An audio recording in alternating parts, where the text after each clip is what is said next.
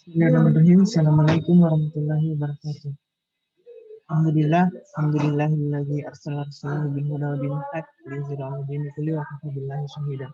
La ilaha illallah wa syahadu anna muhammadar rasulullah wa sallallahu alaihi wasallam. Teman-teman sekalian, pada kesempatan ini kita akan belajar tentang isu ekologi, ya. Jadi ini merupakan salah satu isu yang menjadi pokok bahasan dalam geografi politik, ya, karena di mana ekologi ini merupakan lingkungan hidup, lingkungan di mana tempat manusia beraktivitas dan juga sekaligus menjadi sumber daya alam yang dikelola oleh sebuah negara. Teman-teman sekalian, di pertemuan ini saya akan menjelaskan tentang pengertian ekologi, bagaimana hubungan geografi politik dengan isu ekologi, kemudian kebijakan lingkungan hidup, kemudian bagaimana kerusakan lingkungan dan upaya perbaikannya, kemudian nanti ada sedikit review film dokumenter yang berjudul Seksi Killer, ya. Nah, pengertian ekologi. Jadi ekologi itu adalah hubungan interaksi antara manusia, organisme non manusia, dalam hal ini adalah tumbuhan dan hewan, dengan lingkungan hidup. Lingkungan hidup di sini artinya adalah ekosistem atau tempat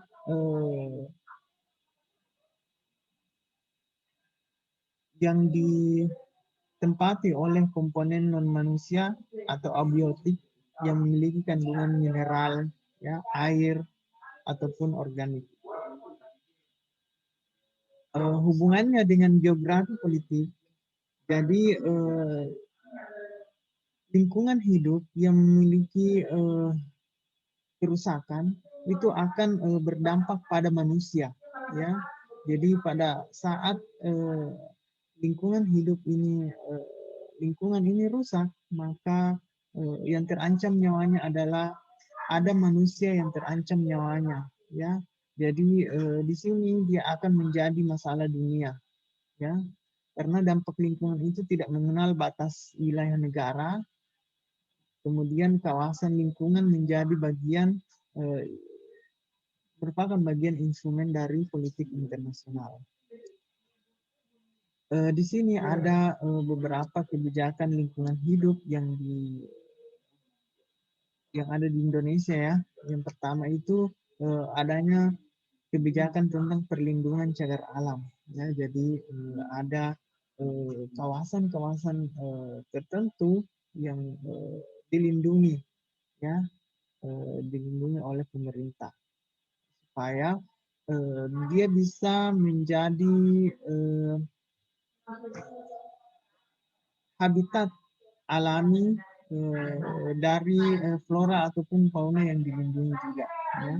Kemudian ada pembersihan sungai dari limbah industri, ya, karena sungai ini kapan sungai ini tercemar oleh limbah, maka sumber kehidupan masyarakat akan juga terganggu, ya.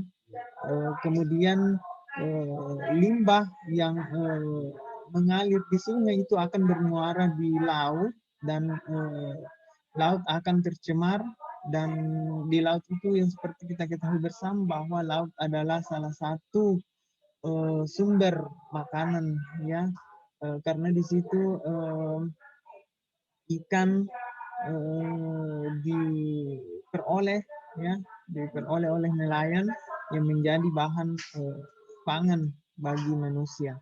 Ya, jika itu tercemar maka akan terganggu. Nah, makanya ada kebijakan lingkungan hidup terkait dengan lingkungan hidup. Kemudian ada juga perbaikan lahan yang terkikis oleh aktivitas pertanian.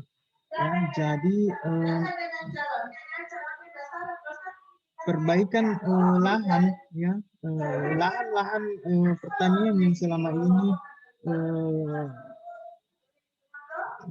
apa namanya mengalami pencemaran, ya, baik itu pestisida maupun pupuk kimia, ya, itu semua harus diatur dalam sebuah kebijakan lingkungan hidup supaya eh, lahan ini bisa tetap produktif, bisa tetap menghasilkan bahan pangan bagi masyarakat sebuah negara, ya, terutama di negara kita yang merupakan salah satu lumbung padi, ya. Jadi mau tidak mau pemerintah harus mengeluarkan kebijakan tentang lingkungan hidup untuk supaya produksi lahan padi bisa terus berkelanjutan, ya. Kemudian juga ada penanganan polusi udara, ya. Polusi udara ini sudah sangat mencemaskan, ya, karena di mana-mana polusi udara ini mulai dari perkotaan, ya, bahkan sampai ke desa pun sudah banyak kita temui polusi udara, dan pemerintah juga harus membuat kebijakan tentang hidup tentang penanganan polusi udara ini. Kemudian kita lihat kerusakan lingkungan, ya, kerusakan lingkungan hidup ini merupakan perubahan sifat fisik lingkungan yang mengakibatkan tidak berfungsinya dengan baik lagi, ya.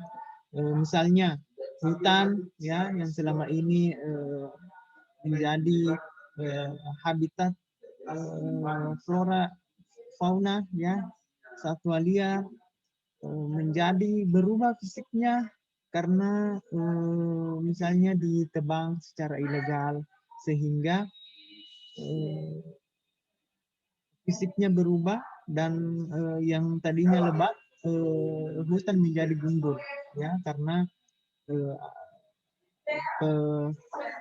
penebangan hutan yang merajalela. Penyebabnya ada dua, ada akibat karena ulah manusia yang tidak bertanggung jawab, ada juga akibat peristiwa alam, ya.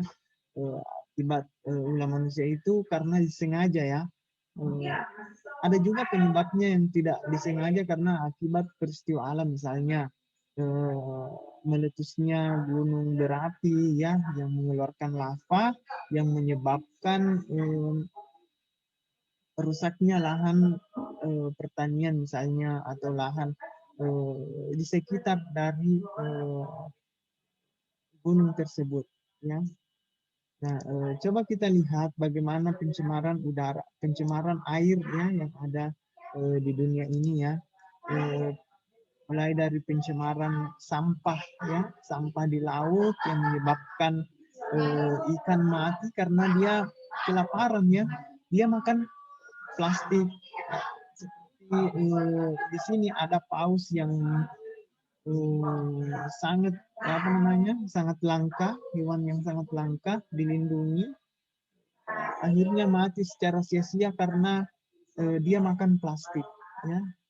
Kemudian terumbu karang rusak, ya, karena nelayan atau kapal penangkap ikan itu dia menggunakan ranjau, ya, atau bom ikan, sehingga laut menjadi terumbu karang menjadi rusak, tempat habitat ikan untuk mencari makanan, ya, rusak, ya. pada akhirnya eh, pada akhirnya nelayan kita akan kesulitan mendapatkan ikan, ya. Kemudian ada tumpahan minyak dari kapal pengangkut BBM, ya, sehingga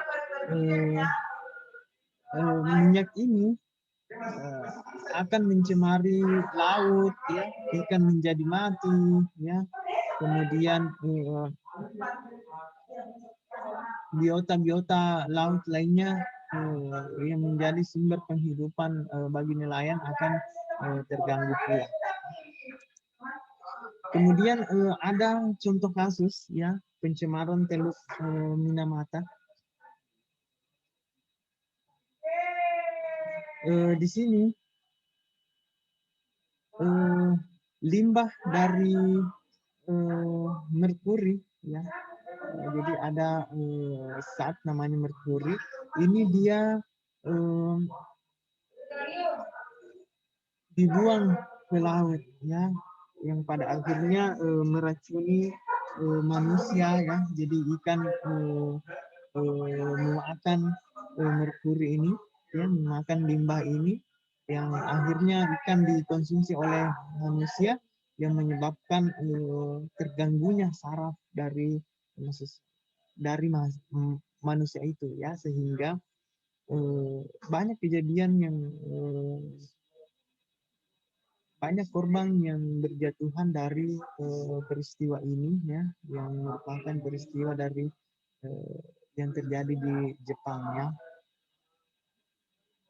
Memang negara-negara Jepang ya, negara-negara maju yang memiliki industri ya, jika dia tidak bisa mengelola limbah industrinya dengan baik, maka jatuhnya adalah dia dibuang ke laut, dan itu sangat berakibat fatal karena akan mencemari laut yang di dalamnya adalah ikan yang dikonsumsi oleh manusia.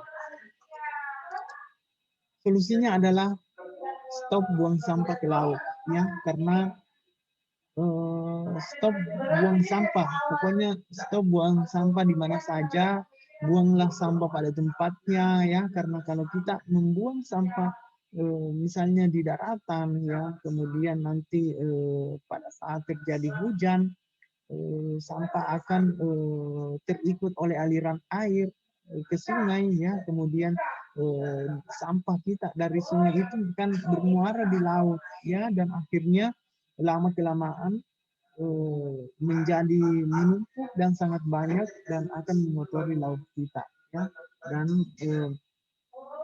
itu akibatnya sangat fatal ya. Kemudian ada pencemaran udara ya, pencemaran udara ini banyak sekali sumbernya ya, mulai dari pembangkit listrik tenaga uap ya, kemudian asap kendaraan ya, kemudian kebakaran hutan yang disengaja. Polusi udara ini sangat akan mengakibatkan nantinya efek rumah kaca ya. Di gambar ini ada PLTU ya, pembangkit listrik tenaga uap. Ini diklaim oleh perusahaan PLTU bahwa dia sudah menyaring apa namanya asapnya ini, sehingga asap ini tidak membahayakan, tapi itu apa namanya akan perlu penelitian lebih lanjut, karena akan pastinya berbeda kalau kita bisa melihat langsung di lapangannya, karena dari asap ini nantinya akan mempengaruhi sistem pernafasan manusia ya, kemudian penyakit-penyakit lainnya yang terikut dari proses pembakaran dari PLTU ini akan menyebabkan infeksi saluran pernapasan ya. Kemudian nah di efek rumah kaca ini ya, jadi asap-asap yang ada dari bumi ini ya, nantinya akan menebal di lapisan ozon, sehingga matahari tidak bisa menembus ya, tidak bisa menembus, sehingga terjadi efek rumah kaca ya. Apa namanya, permukaan bumi akan sangat panas ya, akan sangat panas, dan karena matahari tidak bisa melepas ke atas ya, tidak bisa tidak apa namanya, kita terkungkung dalam panasnya ini apa namanya, sinar matahari ini ya. Akibatnya terjadi pemanasan global eh, yang menyebabkan es di kutub utara menjadi mencair, yang akhirnya menenggelamkan pulau-pulau yang ada, pulau-pulau kecil yang ada di berbagai, yang tersebar di berbagai negara ya, termasuk negara kita ya, negara kepulauan yang memiliki banyak sekali pulau-pulau yang kecil itu terancam akan tenggelam karena adanya pemanasan global ini. Nah, ada protokol Kyoto ya. Ini merupakan persetujuan berbagai negara ya, yang tujuannya untuk mengurangi gas efek rumah kaca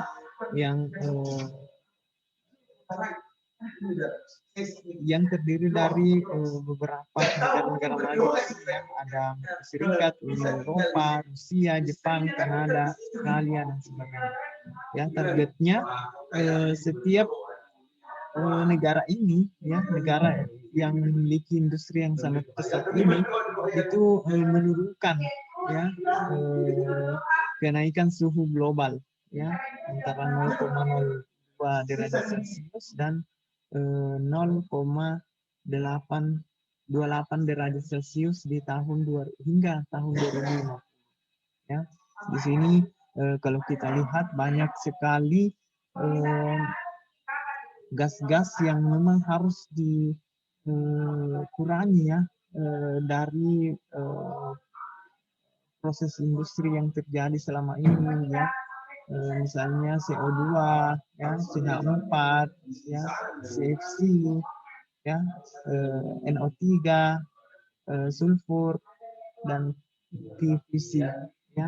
Semuanya ini adalah gas karbon yang dihasilkan oleh aktivitas-aktivitas ya yang dilakukan oleh manusia, misalnya penggunaan urea ya, pupuk urea oleh petani itu menghasilkan karbon yang menguap ke atas awan ya, menyebabkan nantinya penebalan lapisan ozon ya, sehingga terjadi efek rumah kaca. Juga seperti sapi ini ya, menghasilkan kotoran jika tidak dikelola dengan baik untuk menghasilkan gas yang bisa dimanfaatkan secara positif ya. Jika dibiarkan itu akan mendapatkan gas metana yang gas metana ini akan juga berkontribusi dalam melakukan penebalan lapisan ozon di langit ya. Nah, kemudian ada pencemaran di darat ya. Dalam hal ini adalah pencemaran tanah ya, buang sampah sembarangan. Apalagi jika sampah itu adalah berasal dari B3 ya, bahan yang sangat berbahaya ya, limbah rumah sakit ya, jika tidak dikelola dengan baik itu akan mencemari tanah yang bisa berakibat fatal bagi kesehatan manusia ya, bagi kesehatan lingkungan di sekitarnya ya. Makanya sampah di perkotaan itu harus dikelola dengan baik ya, harus berkelanjutan sehingga nantinya bisa terkelola dengan baik dan bisa dan tidak mencemari lingkungan ya. Kemudian ada juga pencemaran di darat itu berupa penggunaan pupuk kimia oleh petani ya, yang menyebabkan kesuburan tanah menurun, organisme-organisme baik ya bisa punah dengan adanya penggunaan pupuk kimia, ya, termasuk juga penggunaan pestisida yang sangat berlebihan oleh petani juga, ya, bisa membunuh, ya, mikroba-mikroba baik, ya, yang ada di dalam tanah. Kemudian ada juga penggundulan hutan, ya, ini juga adalah salah satu sumber bencana, ya, karena hutan, ya, dalam hal ini menyimpan cadangan air, ya, jika gundul begini maka eh, pada saat terjadi hujan lebat, ya, tanah tidak mampu menyimpan air sehingga nanti terjadi longsor, ya, akhirnya banjir, kemudian banjir dan melanda pemukiman-pemukiman yang ada di lereng gunung ini. Kemudian ada juga penambangan, ya. Ini juga sangat berbahaya, ya, jika tidak dikelola dengan baik, karena lokasi penambangan yang telah dilakukan, ya, jika tidak direklamasi dengan cepat maka itu akan berakibat fatal bagi kondisi lingkungan hidup di sekitarnya. Nah, solusinya adalah reklamasi, ya. Jadi ini adalah lokasi tambang, ya, yang tambang batu bara yang dilakukan reklamasi kembali sehingga bisa ditanami kembali, ya, sehingga bisa lebih produktif, lahan ini bisa lebih produktif kembali. Kemudian ada juga reboisasi. Reboisasi adalah menanam pohon, untuk lahan yang sudah, hutan yang sudah digunduli tersebut, ya, sehingga nantinya bisa kembali hijau seperti semula. Nah, ada juga jadi ini tadi adalah solusi dari pencemaran darat, ada reklamasi, ya, kemudian reboisasi, kemudian penerapan ekolabel. Ekolabel ini yang digunakan adalah penerapan standar untuk khususnya kayu, ya.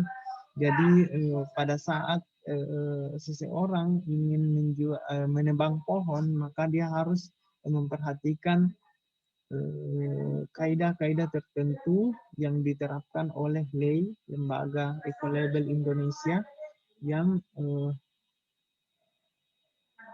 menjadi standar baku bagi negara untuk sedikit lagi. Nah,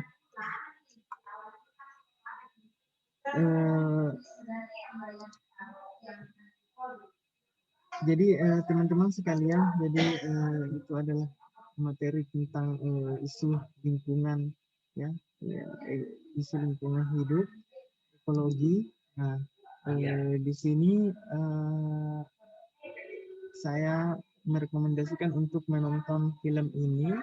Di dalam film ini terjadi banyak pelajaran bisa kita dapatkan bagaimana pengelolaan lingkungan, khususnya batu bara yang ada di Kalimantan, ya.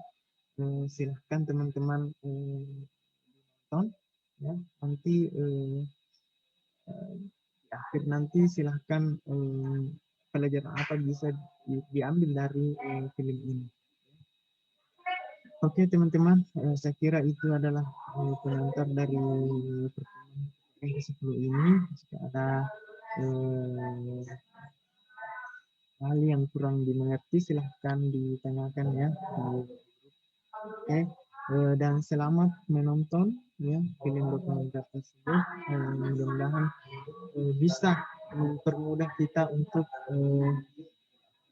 mempelajari, ya, materi yang ada di pertemuan ke-10 ini, ya, yaitu tentang isu ekologi. Oke teman-teman, saya kira cukup sekian pertemuan kita. Assalamualaikum warahmatullahi wabarakatuh.